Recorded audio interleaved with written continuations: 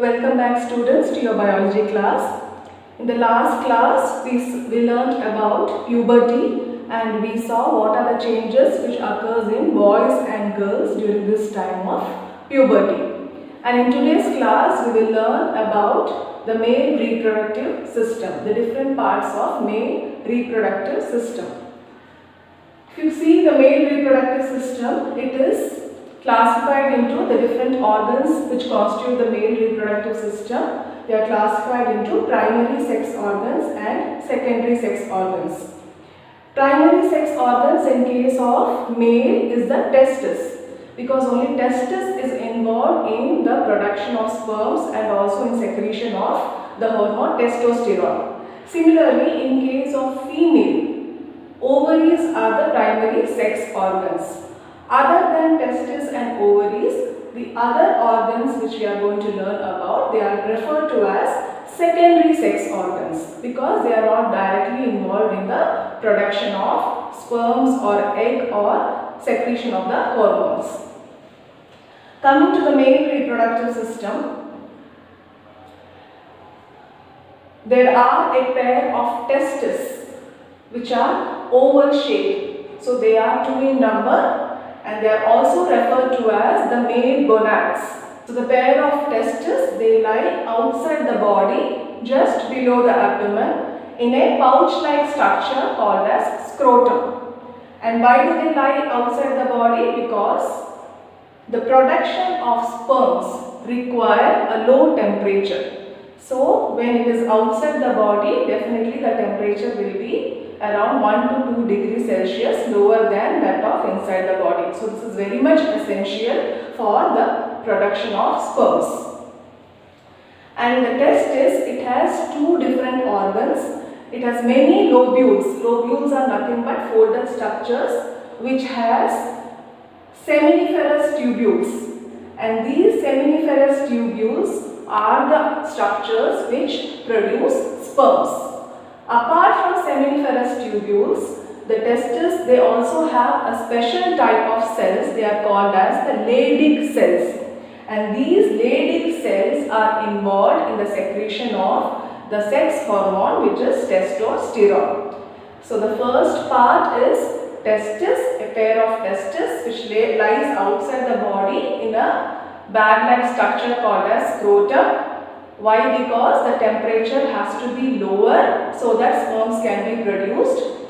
Seminiferous tubules in the testes, they help in production of sperms, and Leydig cells, they help in secreting the hormone testosterone. Next we have epididymis.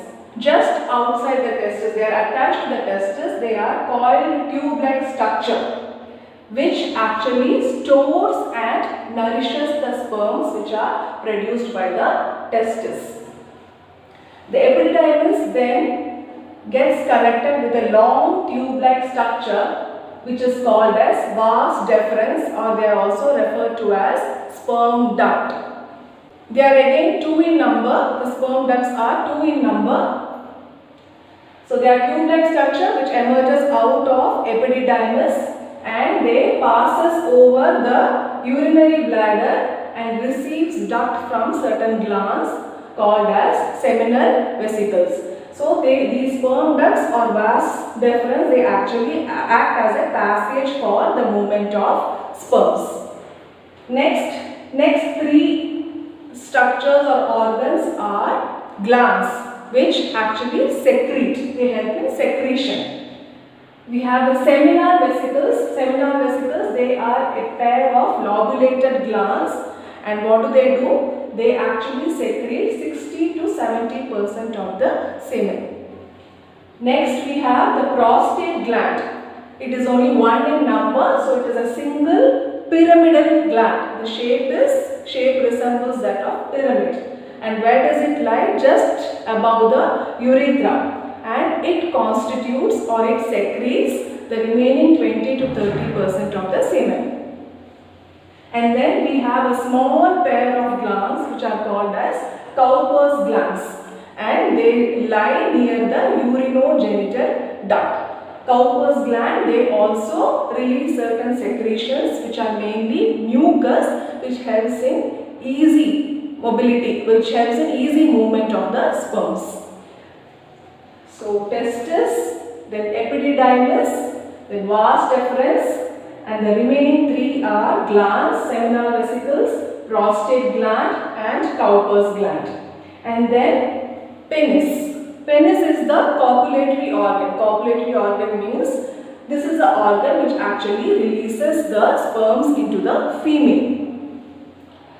And then this penis is actually, it is covered by a skin, loose skin, and the skin is termed as prepuce, P-R-E-P-U-C-E. And the tip of the structure, penis, is very sensitive and it is termed as glans penis, G-L-A-N-S, glans penis. So penis is the copulatory organ. And then the fluid which actually carries and nourishes the sperms, it is termed as semen. And semen is milky, white, viscous, alkaline fluid which are secreted by the seminal vesicles, prostate gland and Cowper's gland.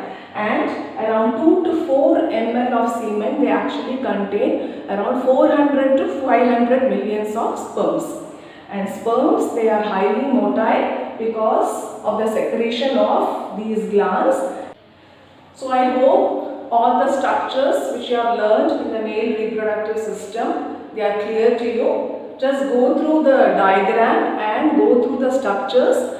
In the next video, we will learn about the female reproductive system.